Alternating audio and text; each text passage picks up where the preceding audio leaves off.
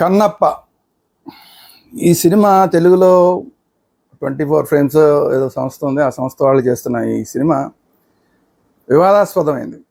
ఎందుకంటే పిలక గిలక అని ఒక 2 క్యారెక్టర్లు పెట్టి బ్రాహ్మణుల్ని అపహాస్యం చేశారు, బ్రాహ్మణ మనోభావాలు దెబ్బతినేలాగా క్యారెక్టర్లు ఉన్నాయి అన్నది బ్రాహ్మణ సంఘాల నుంచి అభ్యంతరాలు వచ్చిన తదుపరి ఈ సినిమా విషయంలో సెన్సార్ చాలా జాగ్రత్తలు తీసుకోవాల్సిన అవసరం ఉంది. సెన్సార్ వాళ్ళు ఏదో 13 కట్లు ఇచ్చారని ముందుగా వార్తలు వచ్చినాయి.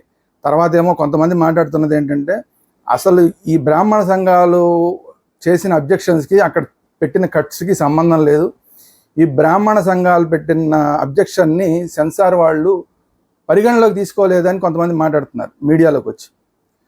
సో వీటన్నిటి దృష్ట్యా బ్రాహ్మణ సంఘాలు కానీ హిందూ సంఘాలు కానీ వీళ్ళు మాట్లాడుతున్న దాని ప్రకారం ఖచ్చితంగా ఆ సెన్సార్ని, ఈ సినిమా సెన్సార్ని ఆపాలి.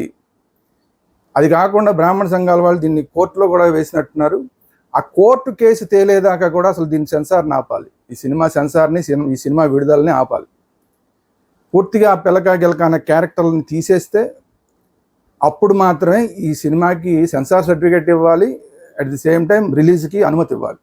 లేకపోతే అప్పటిదాకా కూడా కోర్టులో కేసు తేలేదాకా రిలీజ్కి దయచేసి అనుమతి ఇవ్వద్దు, సెన్సార్ చేయొద్దని సెన్సార్ని కోరుకోవడం జరుగుతుంది.